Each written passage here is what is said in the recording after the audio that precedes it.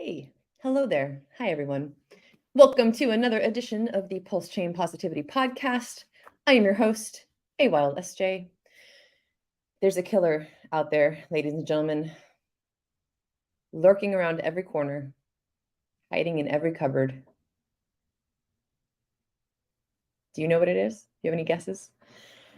This is something that it took me a long time to realize how dangerous this kind of killer is, and really what the long-term over time effects are of the killer. So we're just going to get right into it. I was looking for some material to cover out of this wonderful book. This is, oops. Let's see. Oh no. Oh. Oh. Well, it's David Sinclair's Lifespan. Sorry about that. I'm not sure with my background. That's not going to work, but you can see it on the thumbnail. So I came across this section within this book and thought it would be really good to share. I had a run-in with this killer. I mean, everyone does every day. It's something that is in much of the food that we eat. It can be good. It can also be bad, depending on what form it takes, depending on what form this killer takes. If anyone can guess, go ahead and put a little comment in the chat what you think this killer is. I'll give you about 30 seconds to do that. While I'm doing that, while we're waiting, let's say what's up to the chat. I see Hex Futures. Hello. Thanks so much for tuning in first. Yes, you are. Great job. And all right. It looks like it's a little slow. It's a Thursday. It's the afternoon. I understand. People are busy. So without further ado, it's sugar. Sugar, y'all. Sugar's the killer. I have this tiny little packet of sugar. Now, this is, if you look, I don't know how, you can't really tell on the camera, but this is only this full. So this is about the top half of my pinky's worth of sugar. Mr. Chuck just chimed in. I think you might have been watching it a little bit slower, but Mr. Chuck is correct. Is it sugar? It is sugar, sir. And, it's kind of a silent killer. And I have to look into this statistic again, but I believe sugar is more addicting than many drugs. And it's something that a lot of people, including myself included, battle with. People say they have a sweet tooth, or they have these cravings. Like, I definitely have that. In fact, that's part of why I do fasting, because I'm trying to break that mental pattern of wanting to have something sweet after a meal.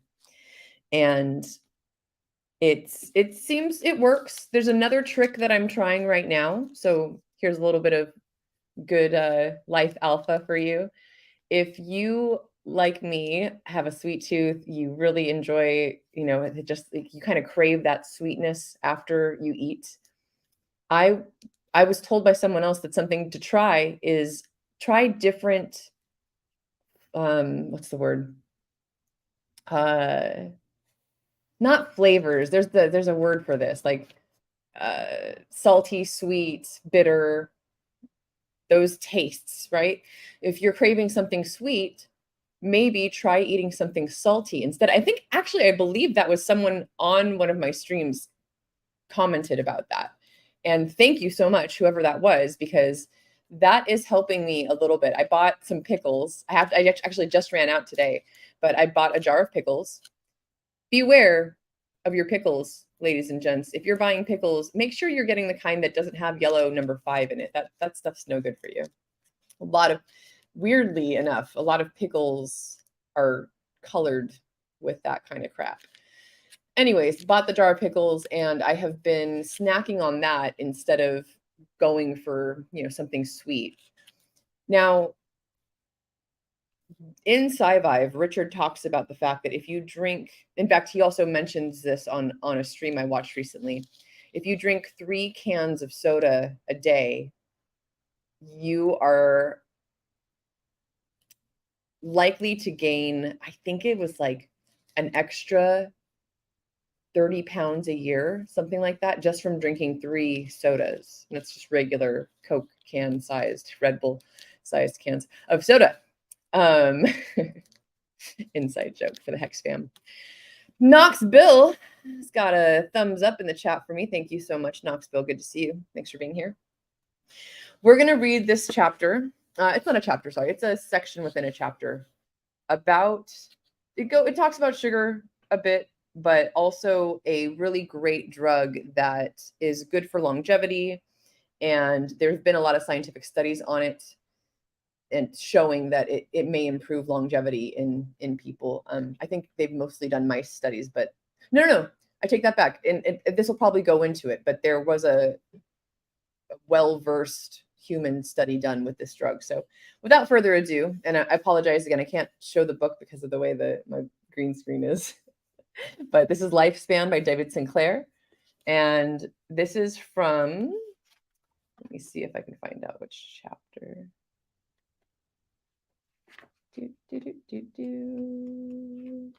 This chapter is called, this is part 2, the present, chapter 4, which is called Longevity Now, I think. Or no, it's just, yeah. Oh, wait, actually. Thanks for your patience. I want to make sure I get the right information here. So this is actually from chapter 5, which is called A Bitter Pill to Swallow. And this section within that chapter is called Pennies for Prolonged Vitality. Galega officin, oh Lord, it's a Latin word. Galega officinalis, oh yeah, is a lovely flower with stacks of delicate purple petals that seem locked in a reverent bow to the world. Also known as goat's rue, a rather unfortunate name, and French lilac, a far more charming sorbiquin. It has been used as an herbal medicine in Europe for centuries, owing to a chemical composition rich in guanidine, a small chemical in human urine that serves as an indicator of healthy protein metabolism. In the 1920s, doctors began to prescribe guanidine as a way to lower blood glucose levels in patients with diabetes. And I'll just add this. This is a little close to my heart because both of my parents have, well, 2 of my 4 parents. I was adopted. It's a long story. But my mother and father that raised me, they both have diabetes. And interestingly enough, my father who raised me, he had type 2 diabetes for the longest time, for many, many years. And then over the course of the last couple years, some weird thing happened where he's no longer type 2 diabetic. He is now a type 1 diabetic, which is really crazy. Like most people that are type 1 diabetics are just born that way. So weird, right? But we'll continue. So just putting that out there. This is something that, and diabetes is so widespread. So many people are suffering from that terrible disease. Unnecessarily in some cases, right? All right. In 1922, a 14-year-old boy named Leonard Thompson, who was dying in a Toronto hospital, became the first diabetic patient to be given an injection of a novel pancreatic peptide hormone that had shown great promise in animal studies. 2 weeks later, he was given another, and news of his exceptional improvement spread quickly around the world. Type 1 diabetes, which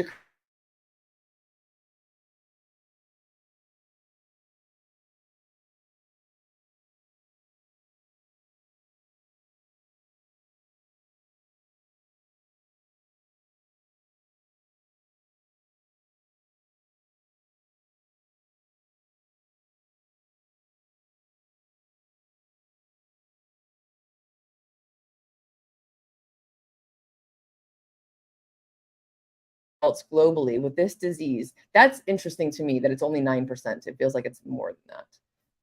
The 9% of all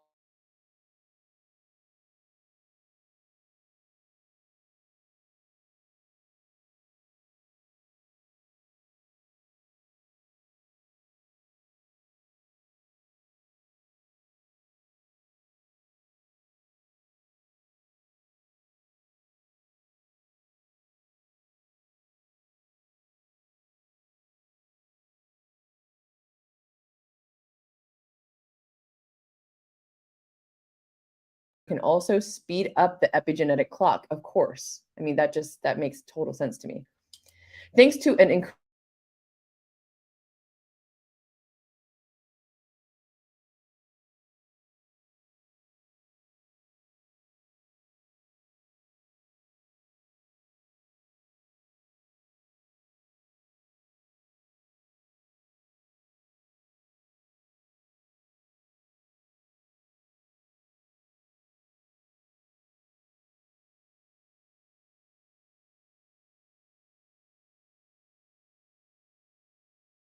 million people a year. Sedentary lifestyle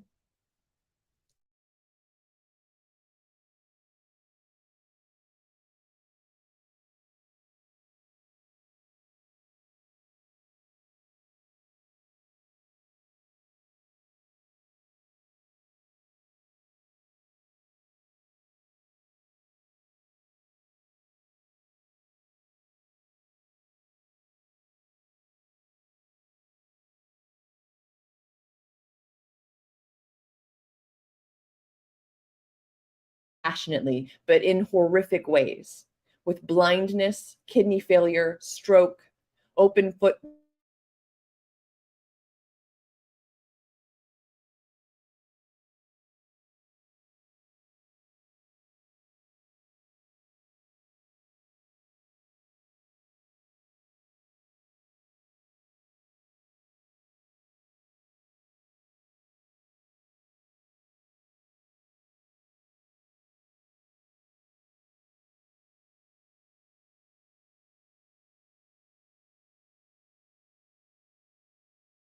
at one point, and then it was just all downhill from there. And it's wretched. What a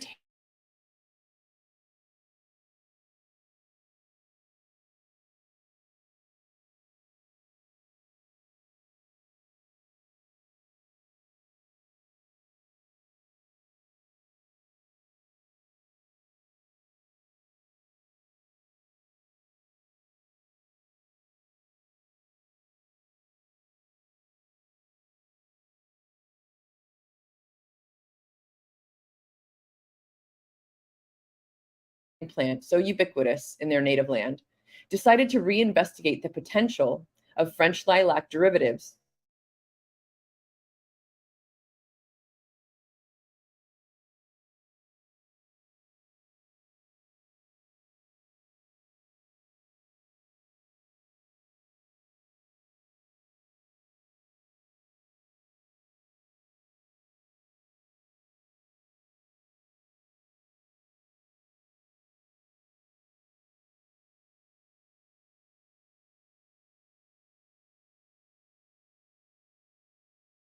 world the World Health Organization's model list of essential medicines, a catalog of the most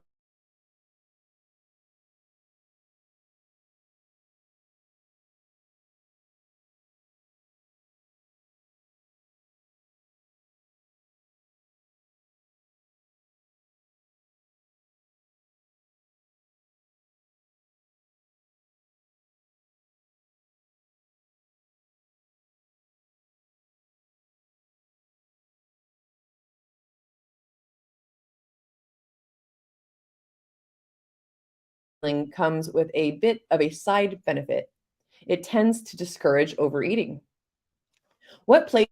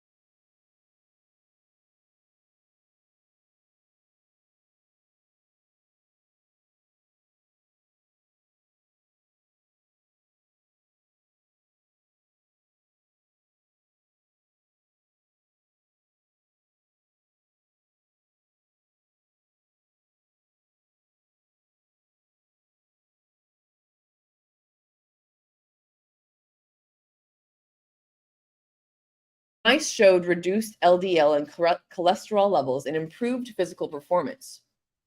As the years have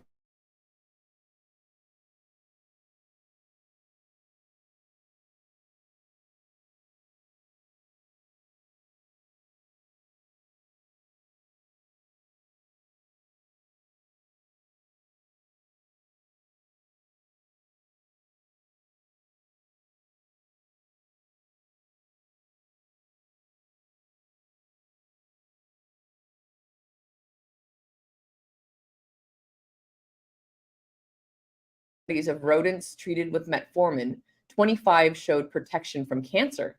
Interesting. So not only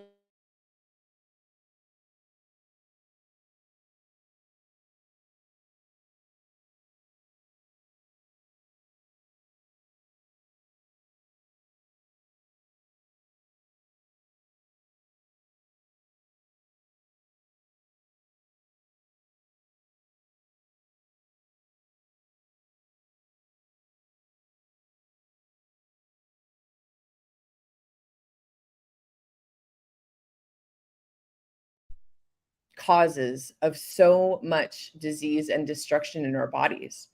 If we mirror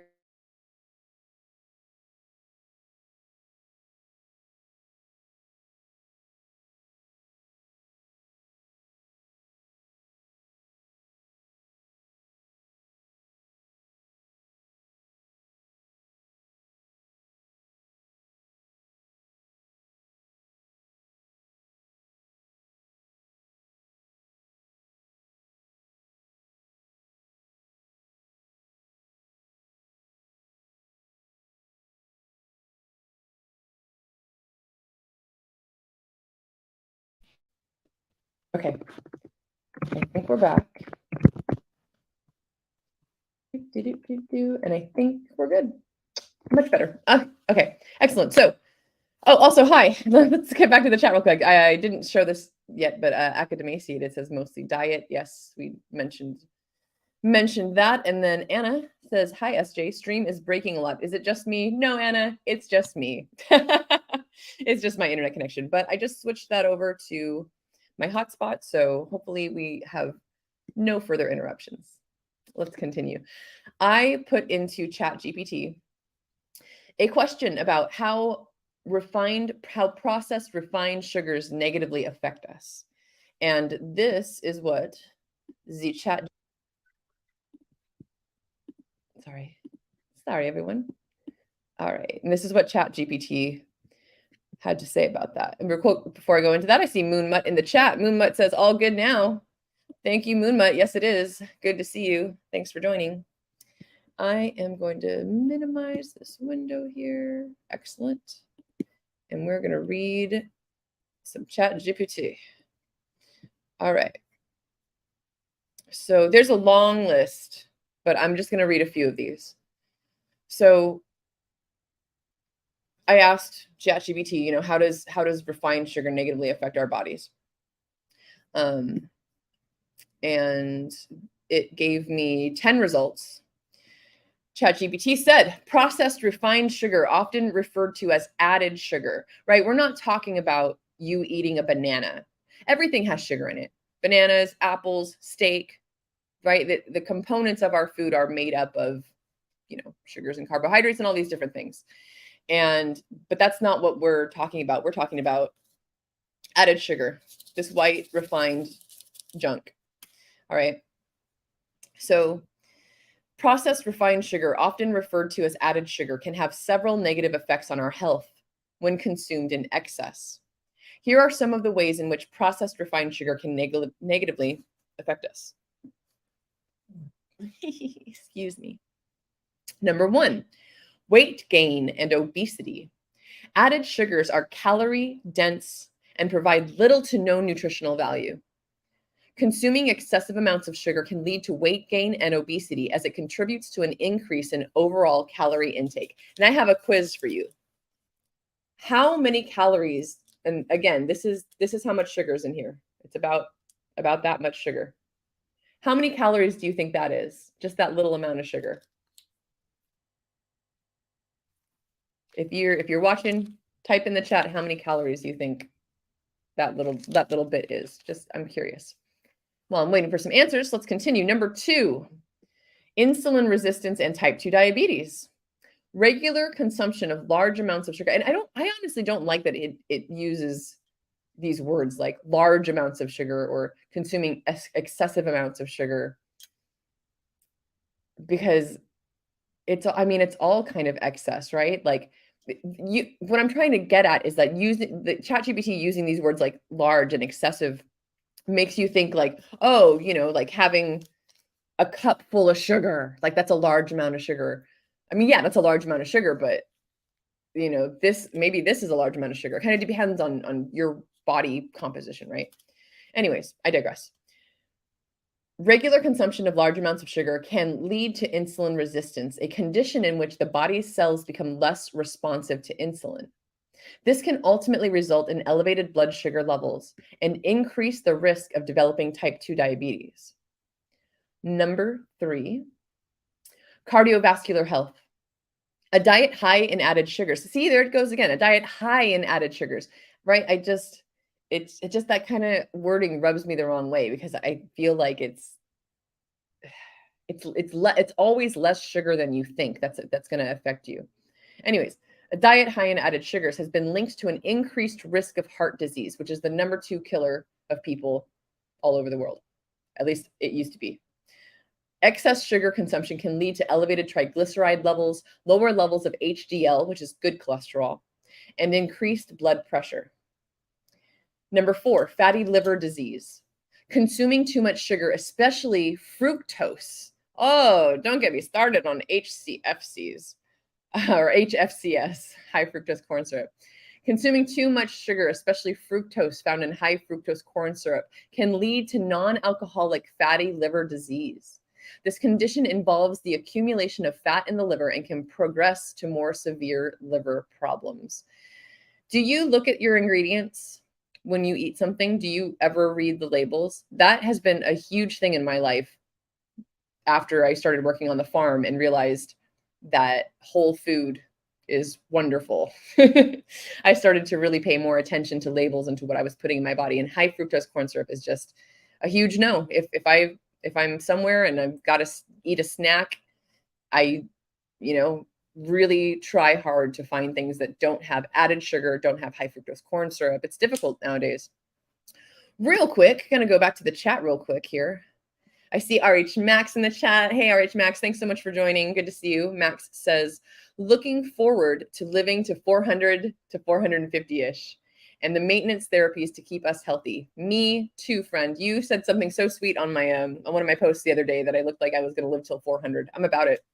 And I love that mentality, right? I've been saying I want to live until at least 150. And interesting, Max, I don't know if you've seen this or heard this stream that where Richard's talking about longevity and lifespan. It's he does a stream with Brent and Allie, and that's from 2018. It was great. I'm clipping it right now. But Richard talks about the fact that we could live to 600 years old. Like, imagine seeing those centuries go by. How astonishing. So yeah, now, especially now that I've heard Richard talk about living to 600, I'm like, well, I guess 400, 450 is not out of the, ballpark at all. And then we have Moonmut here who says, I have type 1 diabetes. Got it when I was 14. My sugar level was 968. Eesh. That's intense, man. Yeah, I have a good friend who's got type 1, and it's no joke. It's a really tough, and most people who have type 1 diabetes are like very healthy. At least the ones that I know and that I've met, you wouldn't assume that they have diabetes. Yeah, thanks for sharing. All right, so the next thing on the list from ChatGPT that is a negative effect of refined sugar. Dental health. Sugar is a primary contributor to tooth decay and cavities. Bacteria in the mouth feed on sugar and produce acids that erode tooth enamel, leading to dental problems. Number 6, inflammation. Excessive sugar consumption may promote inflammation in the body. Chronic inflammation is associated with various health issues, including chronic pain, autoimmune disease, and autoimmune diseases and cardiovascular diseases. That's a big one. Inflammation really is a precursor to a lot of other diseases and ailments. So, you don't want that. You don't want to be inflamed. Number 7, increased risk of chronic diseases. High sugar intake is associated with an increased risk of chronic diseases, including heart disease, stroke, certain types of cancer, and even Alzheimer's disease. Number 8, this is a big one. This is important. Number 8, mood and mental health. Some research suggests that high sugar consumption may be linked to mood swings, anxiety, and depression. The rapid spikes and drops in blood sugar levels caused by sugar consumption can affect mood and energy levels. And here's, number 9 is what I started out talking about, was that sweet tooth, those cravings, right? So number 9, addictive behavior. Sugar can be addictive for some individuals, leading to cravings and a desire for more sugary foods. This can contribute to overconsumption and difficulties in maintaining a balanced diet. Wow. It's so true, right? I mean, I've noticed that, let's say, you're doing this whole treat yourself thing, right? Like, it's my birthday, or it's around the holidays, right? People kind of tend to be more lenient with their diets. And what ends up happening is, let's say it's the holiday season, you start eating little bits of more sugary things here and there. Well, once the holiday season's over, your brain is still going to crave that sugar, and it's going to want it. And then you're going to find all these other little excuses to come up with to just put more sugar in your body. So we have to be really careful about that kind of added sugar consumption so that we can maintain healthy, balanced lives. Then the last little tidbit that ChatGPT gave us about this is number 10, nutrient imbalances. Consuming foods high in added sugars can displace more nutritious foods from your diet, potentially leading to nutrient imbalances and deficiencies. So, and then here's this last little blurb that ChatGPT wanted to tack on here. And this is, I actually kind of mentioned this beforehand, but it says, it's important to note that not all sugars are inherently bad. Very true. Like I said before, eat a banana, have an apple, different forms of sugar, right? Those are naturally occurring sugars. Naturally occurring sugars found in whole foods like fruits and vegetables come with fiber, vitamins, and minerals that provide health benefits. The focus should be on reducing the consumption of added sugars found in sugary beverages, candies, baked goods, and processed foods. The American Heart Association, for example, recommends limiting added sugar intake to no more than 9 teaspoons or 38 grams per day for men, and 6 teaspoons. I'm so sorry. I had to yawn. And 6 teaspoons, 25 grams per day for women. Thank you, ChatGPT. Trying to keep us healthy over here. Very interesting. So I'm curious if y'all struggle with that like I do. Do any of you have a sweet tooth? Do you crave sugar? Are you addicted to sugar? What are some ways that you found to kind of combat that and, make better alternatives, have a healthier alternative to satisfy that sweet tooth? I'll share something. I shared this on a stream, I think, a little while ago, but one little life hack that I have found is when I'm craving sugar and I don't want to eat something like a baked good or something processed or refined, this little life hack I have found was that I took a banana, and a little like overly ripe banana, and I would smash that up and mix it with cocoa powder, cacao. And so you mix up the banana and the cacao, and then you have a nice little snack that's, got a little bit of sugar, but it's that natural sugar that's naturally occurring, much, much better for you. And then for me, I'm a chocoholic. I love chocolate. So that just, it kind of satisfies those cravings for me. All right, back to the chat real quick. I see DJ Bomber in the chat. DJ Bomber says, evening, SJ. Good evening, DJ Bomber. Thank you so much for tuning in. And Anna says, there is a lot to develop around this topic. Absolutely. Yes, 100%. I mean, it's just something that so many people take, I don't know if taking for granted is the right word. Like they don't realize what it is that sugar is doing to them. And I'm going to find, let's see. I'm going to find this quote from SciVive to share with you guys about all this. SciVive. And if you haven't read it or you don't know what I'm talking about, SciVive is a self-help book that Richard Hart wrote. I did an audiobook version of it for him, for us, for the community, for me, really. I mean, I talk about that all the time. I really do it so that I could listen to it instead of read the mishmashed PDF that exists out there. Oh, hey. So speaking of sugar and Richard and all of that, if you guys have a chance, I would love to have you go to my, here's what we're going to do. I'm going to pull it up right now. I'm going to pull this up right now on X, Twitter X. We got a troll. I got troll load. Here, let me share this. And I would love for any of you in the chat to help me combat this troll. I'll think of something clever to respond to him with.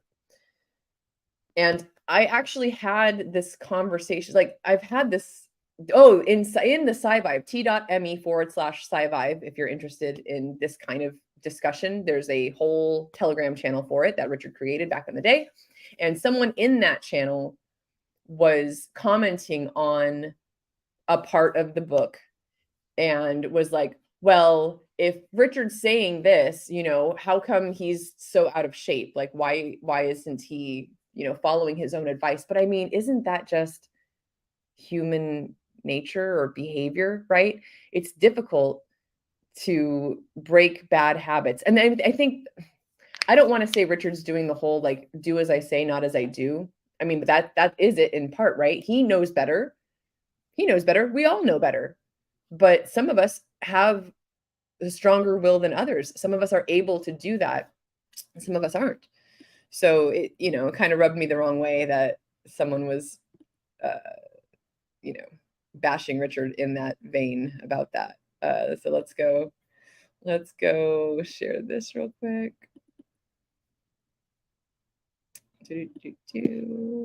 Share. All right, y'all. Look at this troll. If it was anyone else, I probably wouldn't give any time to it. But maybe I just want some more engagement.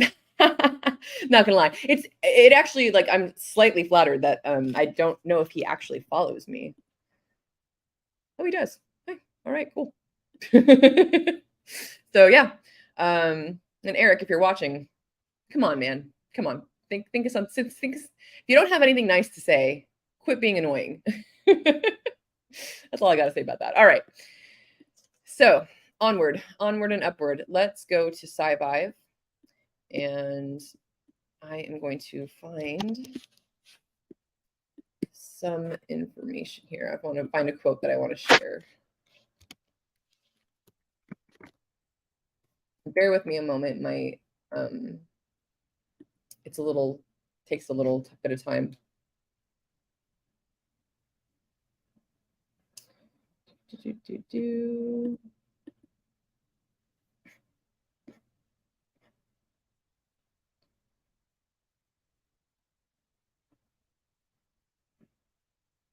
Interesting. Okay, this isn't necessarily what I was looking for, but I'm going to read this paragraph.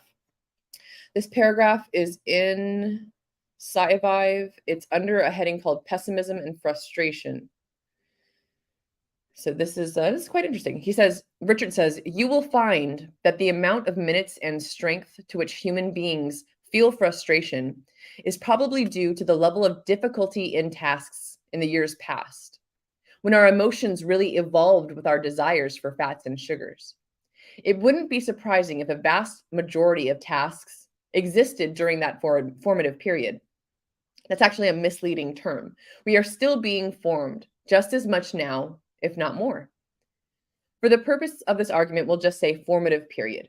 If you looked from an outside perspective at those people having the problems that they did at that time, you would find that the frustration, timing, and intensity matched pretty closely with the difficulty of achieving whatever task might have been at hand, whether it was to plant a seed, get a monkey to stop stealing your food, or keep the other cave guys away from your cave chick. We may never have the opportunity to look at that because progress is happening ever so quickly that based on our own technological innovation, the natural biological kind is going to be outpaced. Interesting. And then here's one more quote I'm going to read. He says, so there's a set of things that you would tell yourself to do if you had infinite willpower to do everything, right? You might strive to do only sets of your max bench press or only eat foods that are flavorless but have maximum health benefit, like omega-3s, proteins, and foods with very little refined sugars. You'll get the proper perfect dose of vitamin D and on down the list, doing all the perfect things. I'll call my mom this many times a year. I'll volunteer this many times a year, etc., etc. At some point, you discover you're not doing most of this. Why? Because laziness exists. You are programmed for laziness. Laziness has paid off great dividends by using less calories for hundreds of thousands of years. So you're going to engage in laziness. So, I mean, that just goes to show you Richard knows his own problems, right? He discusses it in his book. He brings up the fact that, yeah, he's lazy, right? Like we're programmed for laziness. And who knows? I mean, we haven't seen him in months, so he could be not being lazy. I know there's a ton of other things that he's working on and trying to take care of in this world, right? He's got bigger fish to fry at this time.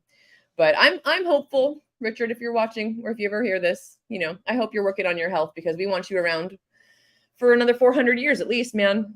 That'd be super cool.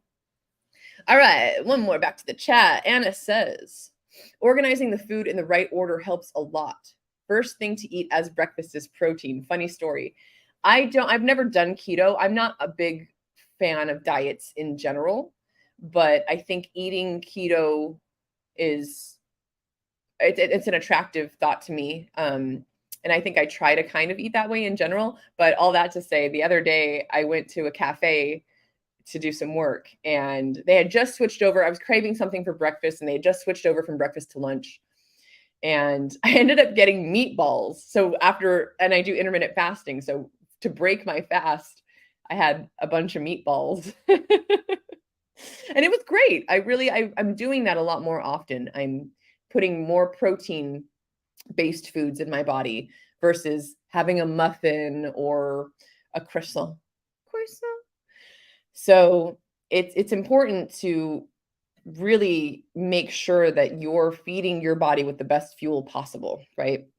Anna also says, and having fibers before sugary stuff is helping. It helps filter and slow down the assimilation of glucose. That's why there are fibers in fruits. Brilliant. Super smart. Good to know. Very cool. Well, hello, everyone. Does anyone have any questions? Would anyone like to know a thing? Should I type anything to ChatGPT? That's kind of about it for this episode. Oh yeah, and if I didn't see anyone do it, but can anyone guess how many calories are in this little amount of sugar? We'll see. Leave a comment below, like, subscribe, hit me up on Twitter. Check out, let's see, David Sinclair's book Lifespan. Again, I can't, the green screen won't let me do that. I keep forgetting. We will probably talk about another book tomorrow. Can we see this one? Oh, we can. Interesting. That's weird. It's very odd. Game Changers. Dave Asprey. Another great book. I think I'm going to be speaking on that tomorrow. Eventually, Anna and Dasbaum and I are going to have a stream together to talk more about fasting. Anna, I see you're here. I see you're watching. Are you still fasted? Did you break your fast? Did you finish it? I'm super intrigued. Let me know. Let me know in the chat. And also Anna says, it doesn't matter how many calories it is. Don't eat it. Isn't that right? That's absolutely correct. You know what? We're gonna ask ChatGPT something real quick because I'm intrigued. What is the process that sugar goes through? This is probably not being worded correctly. To be refined. Like, how do we get refined sugar? Cool. All right, here we go. So I asked ChatGPT, what is the process that sugar goes through to be refined? ChatGPT says the process of refining sugar, particularly from sugar cane or sugar beet, involves several stages to remove impurities and produce the final refined sugar product. Here are the general steps in sugar refining. Extraction. The cane or the sugar beets are harvested and cleaned. The sugar cane is usually crushed to extract the juice, while beets are sliced to obtain the sugar-containing liquid. Clarification. The extracted juice contains various impurities such as dirt, plant material, non-sugar compounds. The juice is heated and treated with lime, calcium oxide, to help coagulate and precipitate. Yeah, to help coagulate and precipitate impurities. The resulting mixture is then filtered or centrifuged to remove solid impurities, leaving a clearer juice. Evaporation. The clear juice is concentrated by heating in a series of evaporators. As water evaporates, the sugar concentration in the juice increases. Crystallization. The concentrated juice known as syrup is seeded with sugar crystals or allowed to cool in a controlled manner. As it cools, sugar molecules start to crystallize. These crystals are separated from the remaining liquid using centrifuges, leaving behind molasses as a byproduct. Interesting. Today I learned that's how we get molasses. Drying and grating. The separated sugar crystals are then dried to remove any remaining moisture. The dried sugar crystals are sorted and graded based on size to produce different types of sugar, such as granulated sugar, powdered sugar, or brown sugar. Any remaining impurities are removed during this stage as well. And packaging. Refined sugar is packaged into containers, storage and distribution. We know how that all works. And lastly, we've got a note from ChatGPT. They say, it's important to note that the exact process can vary depending on the type of sugar being produced and the equipment used by different sugar refineries. Additionally, some sugar refineries may further process molasses to produce additional products like ethanol or animal feed. Interesting. That is trippy. All right. Last little comment here from Anna. Anna says, I broke my fast yesterday. Ooh, girl, I'm hungry. Ooh, I broke my fast yesterday with grilled duck, beef, and sashimi.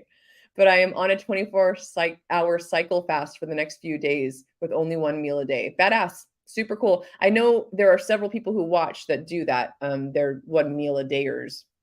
And that is something I want to try doing a little bit more. I do it on accident sometimes. But that's a great way to get your fast in for sure.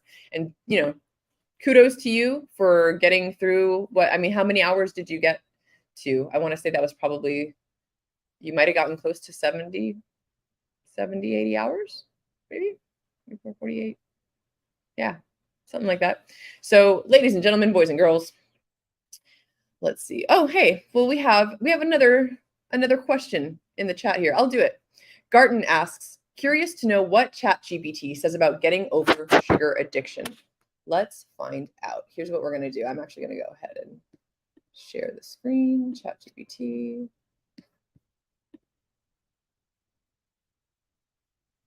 Let me just make sure. There we go. Okay. Back to here. ChatGPT. Share. All right. Oh, dang, girl. I just saw that. And Anna says 86 hours fasted. Dang. My longest was 88. You did it. You did it. I'm sure you are just a clean queen right now. That's awesome. Okay, so back to ChatGPT. And we are going to ask how to get over sugar addiction. Get over sugar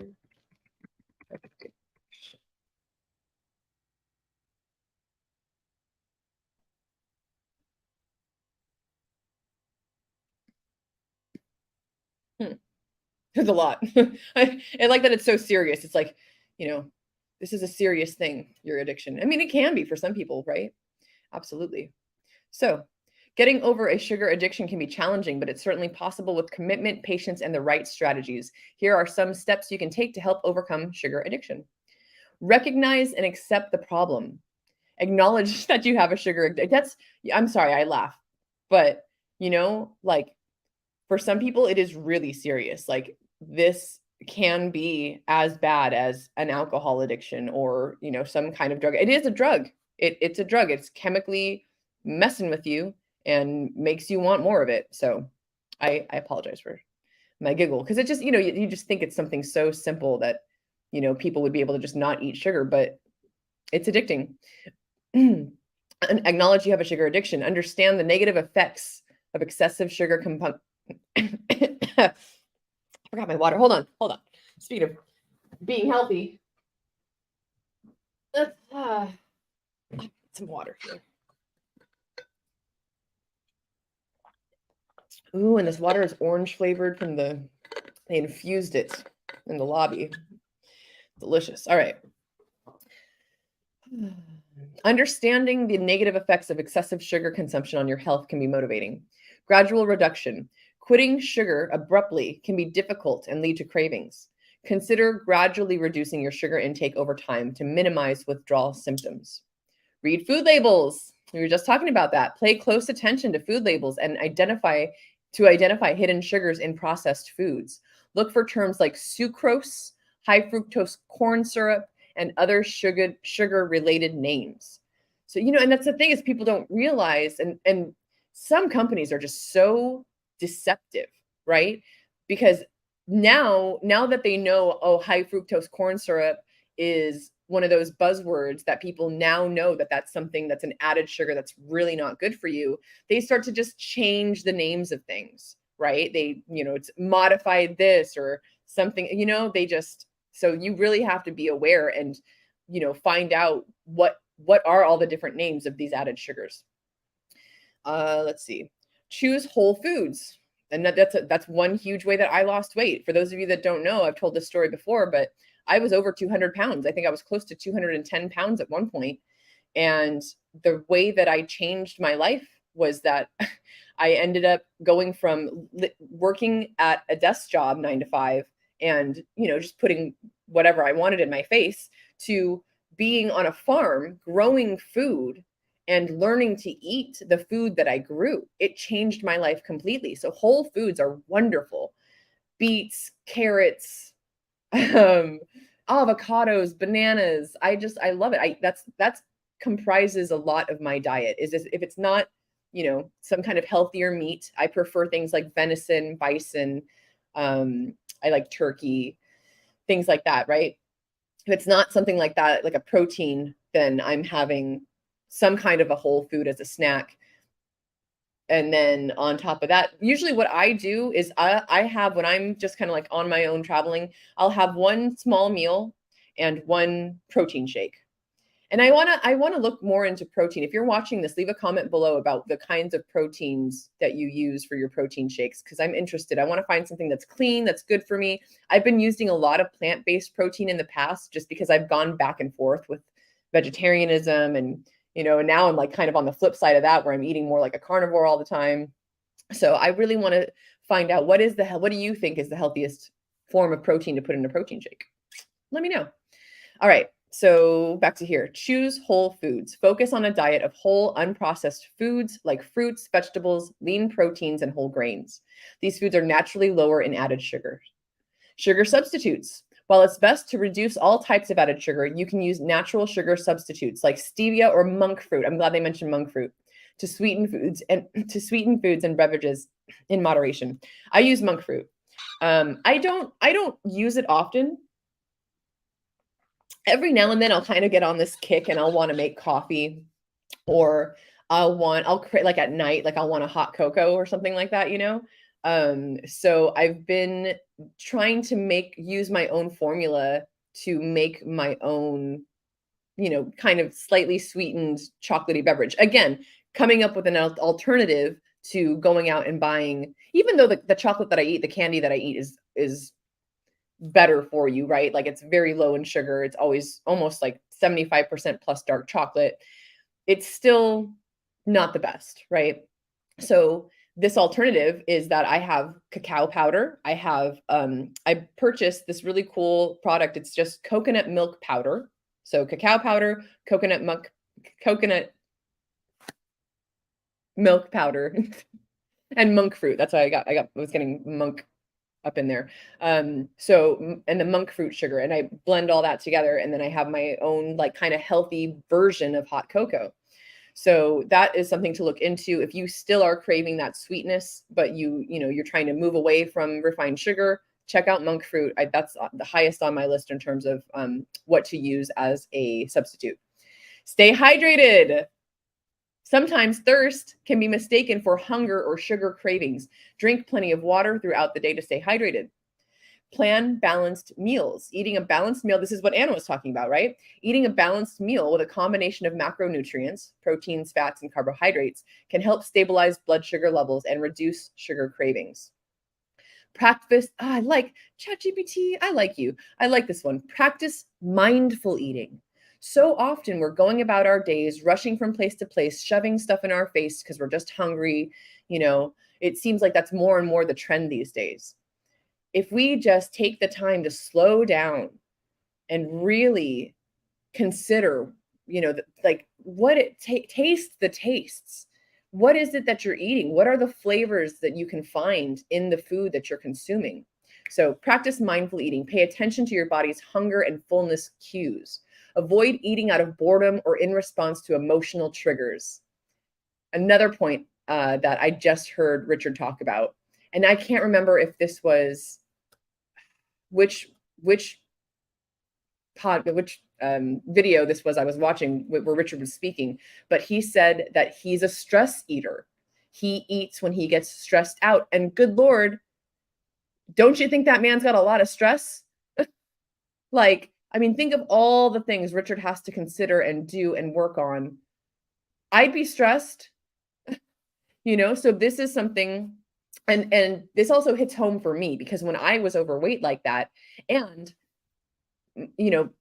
because of my upbringing, I see this still in my household where I grew up, my mom and my sister and my niece.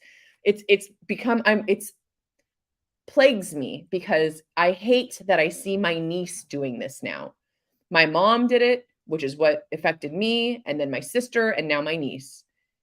Eating because they're bored, eating because they're anxious, eating because they don't know what else to do, right? Just like it's like a mechanical brainless act. And we need to be more aware of why it is that we're doing what we're doing. So that's huge. I like that it brought up those points. Those are huge points. All right, number 9, manage stress. Chronic stress can contribute to sugar cravings. Practice stress reduction techniques like meditation, yoga, or deep breathing exercises. Let's take a breath together, everyone.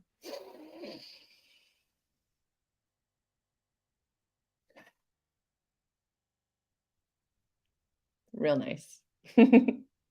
All right. Seek support. Consider joining a support group or talking to a therapist or counselor who specializes in addiction or nutrition. They can provide guidance and emotional support. Set realistic goals. Don't expect perfection. Set achievable goals and celebrate your successes along the way. And I'm just going to run through these last ones and wrap it up. Find healthy alternatives like fresh fruit, Greek yogurt, or nuts when you have cravings. Keep temptation away. Just don't buy that shit. Just don't do it. Buy something else. Track your progress. Keep a journal to record your sugar consumption, your cravings, and how you're feeling. This can help you identify patterns and make necessary adjustments.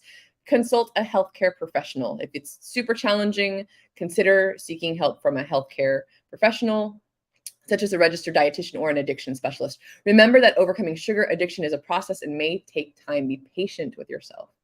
Stay committed to making healthier choices. That's what this is all about, right? That's what I want to put out there in the world, is that we need to stay aware of the choices that we're making and know that we can commit to being healthier, living longer, having greater vitality. All right. I'm going to wrap up the stream here with y'all and the chat. Okay, so last thing we heard from Anna, who did an 86-hour fast. Great job, Anna. Super, super awesome.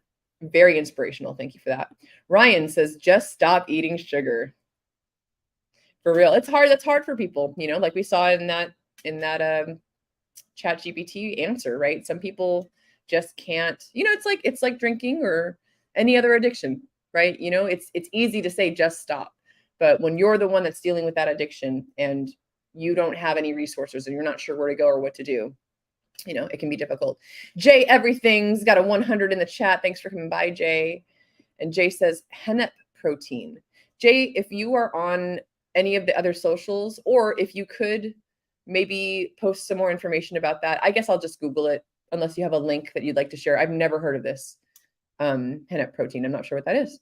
Garton says, I like Orgain brand protein powder with fruits and veggies. I do use Orgain. I think that's what I get right now from Costco. I'm pretty sure. Jay Everything says, right now I just focus on the molecular level, amino acids and minerals. Crypto Sloth is in the house. Yo, yo, yo, yo, yo, yo, Sloth. T-minus what, like 2 days? We get to actually hang out. Excited to see you, man. Gonna go ahead and use this opportunity to plug the PulseChain tour. You see that ticker going across the screen right there? That's what I'm doing with my life. If you are interested in the blockchain, in crypto, in the PulseChain, you know, if you don't know any of these words, come to this event. Come hang out in Charlotte. I am loving Charlotte, by the way. I had an amazing time last night. I randomly ended up going to see Coheed and Cambria. Wow. What an awesome show. This town is popping. Like, I went to go see Coheed and Cambria last night. I'm going to go out dancing tonight. They have a deep house night. So yes, please take me there. I will see you on the dance floor. It's going to be great. So yeah, looking forward to seeing you, Crypto Sloth. And yeah, check out pulsechaintour.com for more information on where we're going to be in the next couple weeks and months. We're touring until January, and then maybe and then some. We'll see. Anna says, I would actually chew on food instead of drinking shakes. This is a whole different topic, but chewing is very important, and we should avoid breaking food before it goes in our mouth. That is interesting. We will definitely talk about that. Let's definitely put a pin in that note right there so that we bring that up when we have our stream together and talk about fasting. I would love to know more about that. And Ryan agrees. Ryan says, I agree with eating instead of protein shakes. Interesting. Interesting. Very cool. And yeah, Anna says, but we can develop that more on stream next time. Absolutely, we will. Ryan says, great stream, SJ. Thank you, Ryan. Appreciate that. Mr. Chuck says, not all protein is equal or 100% bioavailable. It is better to use amino acids, the building blocks of protein, in the correct ratio. Wow, that's some info right there, Mr. Chuck. I would love to know more about that. If you have any resources that you'd like to share, either comment here or put a comment after the stream is done and let us know where we can find out more information about using the amino acids in the correct ratio. And this is something that I'm super about right now, right? Like, I am an eternal learner. I love learning new things.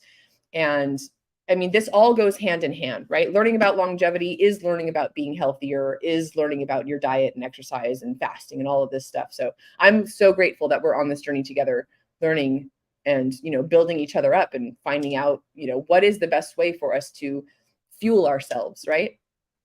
Apple Scab says, ban, what is this? Ban social impact bonds, crypto, and ESG come. Yep. I'm not even gonna, I don't even know what's going on there.